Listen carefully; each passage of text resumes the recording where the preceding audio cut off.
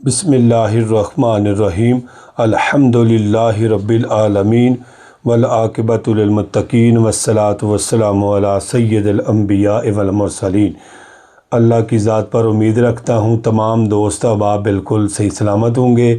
اللہ پاک سب کے اوپر اپنا کرم اور اپنا فضل فرمائے، اور اللہ تعالیٰ سب کو مکہ المکرمہ اور مدینہ المنورہ کی باادب حاضری نصیب فرمائے۔ اس ویڈیو کو مکمل دیکھیے گا، سبسکرائب بھی کیجئے گا، اور لائک اور کمنٹ اور دوسروں کو شیئر ضرور کیجئے گا۔ میرے پیارے بھائیوں، نماز قصر کے حوالہ سے میں پچھلی ویڈیو بھی جو بنائی ہے، انشاءاللہ اس میں بھی 3 سوال ہیں، ان کا انشاءاللہ بڑے اچھے انداز کے ساتھ آپ کی بارگاہ میں جواب دینے جا رہا ہوں۔ انشاءاللہ اس ویڈیو کو مکمل دیکھیے گا، بہت زیادہ آپ کو نفع حاصل ہونے والا ہے۔ میرے پیارے بھائیوں، سب سے پہلے میں یہ بات کروں گا، پہلا سوال کہ قصر نماز کتنے دن کے قیام کے دوران پڑھنی چاہیے۔ یہ میں آپ کو یہ بات بتانے لگا ہوں کہ جو ہمارے امام ہیں ان کے نزدیک ان کی کیا رائے ہے۔ تو پیارے بھائیوں، انشاءاللہ انہوں نے بھی قرآن اور حدیث کا نچوڑ رکھ کے ان باتوں کا نچوڑ نکالا ہوا ہے۔ پیارے بھائیوں، امام اعظم ابو حنیفہ کے نزدیک مدت قصر 15 دن تک ہے۔ 15 دن تک ہے۔ اگر کوئی شخص 15 دن یا اس سے زیادہ قیام کا ارادہ کر لے تو اس کو پوری نماز پڑھنی ہوگی۔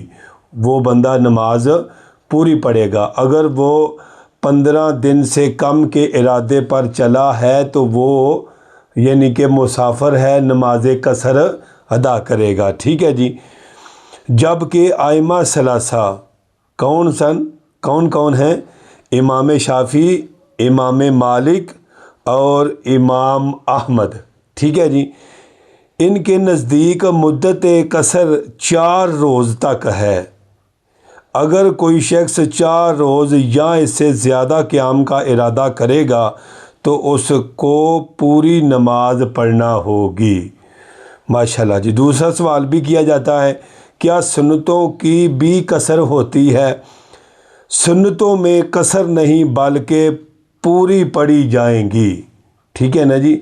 دیکھیں نا، جب اللہ پاک دی ذات نے ہمیں فرضوں میں قصر عطا کر دی ہے، ٹھیک ہے نا، یہ اللہ کی حدیں ہیں میرے پیارے بھائیوں، اور مصطفیٰ علیہ الصلاۃ والسلام کے وسیلے سے ہمیں یہ اللہ تعالیٰ نے عنایت عطا فرمایا۔ ٹھیک ہے، ہمارے اوپر عنایت فرمائی ہے۔ ٹھیک ہے۔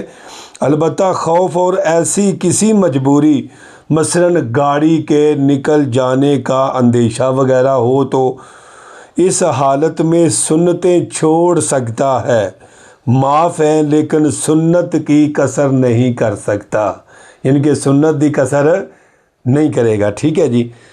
آگے جناب، ائمہ ثلاثہ کے نزدیک سفر میں سنن مؤکدہ پڑھنے میں کوئی حرج نہیں ہے۔ ماشاءاللہ۔ جبکہ احناف کے نزدیک روانگی اور سفر کی حالت میں نہ پڑھے اور رخصت پر عمل کرے، البتہ صبح کی سنتیں پڑھ لے کیونکہ وہ واجب کے قریب ہیں۔ یعنی کہ فجر کی پہلی 2 سنتیں جو ہے نا، یہ میرے آقا کو بہت زیادہ محبوب ہے۔ ساری کائنات ایک طرف ہو اور فجر کی نماز کی 2 پہلے فرضوں سے پہلے 2 سنتیں ہیں، یہ میرے نبی کو بڑی زیادہ محبوب ہے اور بڑی پیاری ہیں پیارے بھائیوں۔ آگے سنیے گا، فرمایا البتہ صبح کی سنتیں پڑھ لے کیونکہ وہ واجب کے قریب ہے، اور جب حالت قیام میں ہو، جیسے چند روز کے لیے کسی جگہ ٹھہرے، تو سنن مؤکدات پڑھ لے۔ تیسرا سوال، کیا فجر، مغرب اور وتر میں قصر ہوتی ہے؟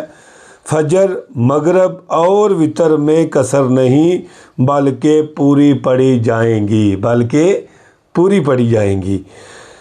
صرف ظہر، عصر اور عشاء کے فرضوں میں قصر ہے۔ چوتھا سوال میرے پیارے بھائیوں، مسافر امام کے پیچھے مقامی کس طرح نماز پڑھے؟ تمام ائمہ اس پر متفق ہیں کہ حضور نبی اکرم صلی اللہ علیہ وآلہ وسلم نے ہجرت کے بعد اہل مکہ کے ساتھ بے حیثیت امام کے 4 رکعت والی نماز پڑھی اور 2 رکعت کے بعد سلام پھیر دیا۔ پھر لوگوں کی طرف مخاطب ہو کر فرمایا، تم لوگ اپنی اپنی نمازیں پوری کرو کیونکہ میں مسافر ہوں۔ سبحان اللہ۔ مقیم کو چاہیے کہ مسافر کے پیچھے 2 رکعت نماز ادا کرے اور جب امام سلام پھیر دے تو مقیم مقتدی کھڑا ہو جائے اور باقی 2 رکعتیں پڑھ لے۔ ان 2 رکعتوں میں قرات بالکل نہ کرے، بلکہ اتنی دیر چپ کھڑا رہے جتنی دیر سورۃ فاتحہ پڑھی جاتی ہے۔ اس کی وجہ یہ ہے کہ وہ امام کی اقتداء میں ہوتا ہے۔ آخری سوال میرے پیارے بھائیو، توجہ کے ساتھ سماعت فرمائیے گا۔ مسافر مقامی امام کے پیچھے کون سی نماز پڑھے؟ سبحان اللہ۔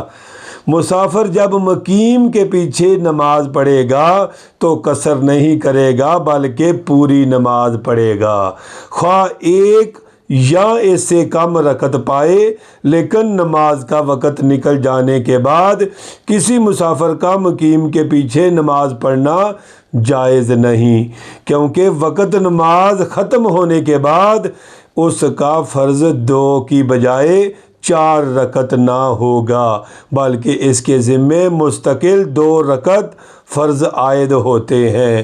حضرت عبداللہ بن عمر رضی اللہ تعالیٰ عنہ سفر میں مقیم امام کے ساتھ 4 رکعت پڑھتے تھے اور جب تنہا نماز پڑھتے تو 2 رکعت نماز پڑھتے تھے۔ ماشاءاللہ، صحیح مسلم کے اندر یہ حدیث پاک موجود ہے۔ پیارے بھائیو، مسافر اگر اپنے رشتہ دار، بھائی، چاچا، ماموں کے گھر جائے تو قصر نماز پڑھے گا یا پوری؟ اگر مسافر کی آبائی جگہ پر اپنی حقیقی اور اصلی رہائش نہ ہو تو وہ قصر نماز ادا کرے گا، مکمل نہیں پڑے گا۔ تو میرے پیارے بھائیو، یہ بہت زیادہ ضروری مسائل تھے جو میں نے آپ کی بارگاہ میں رکھے ہیں۔ باقی جو مسائل نماز قصر کے حوالہ سے انشاءاللہ آئندہ جو گفتگو ہوگی، انشاءاللہ ویڈیو ہوگی، انشاءاللہ میرے پیارے بھائیو، میں انشاءاللہ اس میں آپ کی بارگاہ میں ضرور یہ باتیں جو ہے نا رکھوں گا۔ انشاءاللہ یہ مسئلوں سے انسان کو بہت زیادہ، یعنی کہ دیکھو نا، کبھی نہ کبھی سفر پر انسان چلا ہی جاتا ہے تو کم از کم اس کو پتہ ہونا چاہیے کہ نماز قصر کن نمازوں میں کرنی ہے اور امام کے پیچھے جب نماز پڑھنی ہے تو کس طرح پڑھنی ہے، پوری پڑھنی ہے، ٹھیک ہے؟ ان سب باتوں کا ہمیں علم ہونا چاہیے۔ پیارے بھائیو، انشاءاللہ ہمیں دیں اجازت، جلد ہی ملتے ہیں نئی ویڈیو کے ساتھ۔ انشاءاللہ ضرور آپ کی بارگاہ میں حاضر ہوں گے۔ السلام علیکم ورحمۃ اللہ وبرکاتہ۔